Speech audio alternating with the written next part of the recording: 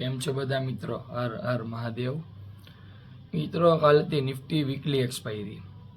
કાલે માર્કેટ 1 વાગ્યા સુધી કાંઈ મુવમેન્ટ નહીં આપ્યું. 1 વાગ્યા સુધી 1 વાગ્યા પછી માર્કેટે મુવમેન્ટ આપ્યું.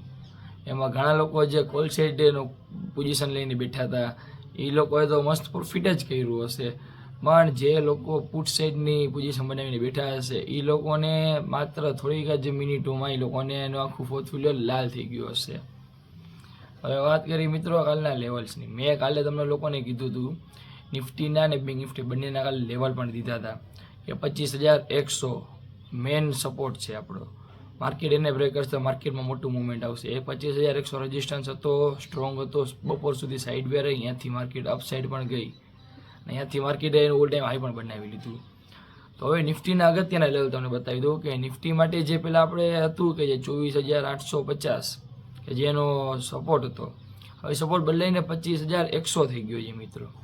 તો 25,100નો સપોર્ટ થઈ ગયો અને માર્કેટ અત્યારે હવે આપણો જે કન્ટિન્યુ આપણો અપ ટ્રેન્ડ હતો એ જ પાછું ફોલો કરવા માંડ્યો છે અને ઓલ ટાઈમ હાઈ પણ ઉપર પણ હતી કાલે નિફ્ટી આપણી.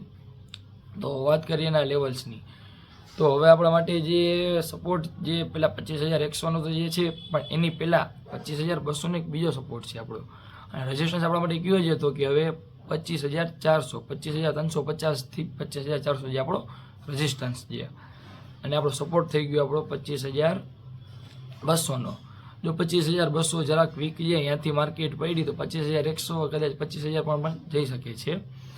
વાત કરી બેંક નિફ્ટીમાં, જેમ બેંક નિફ્ટીમાં આપણે વાત કરી હતી કે 51,500 જે આપણો રેઝિસ્ટન્સ હતો, તો 51,500 આપણો સપોર્ટ બની ગયો છે.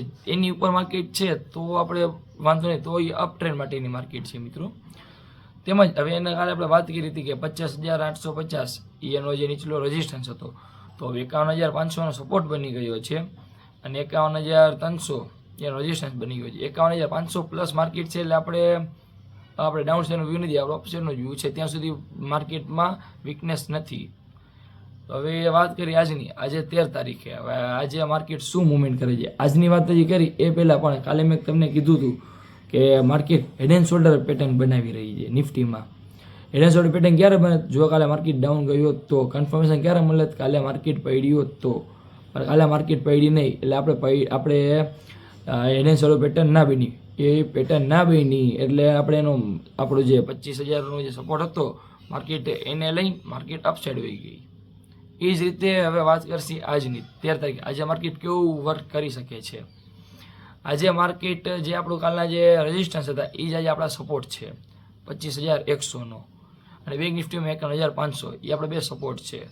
આપણે કન્ટિન્યુ આપણા પાછા અપટ્રેન્ડમાં આપણે ઇન્ટેન્ટ જોઈ લઈએ છીએ આપણે, બરાબર.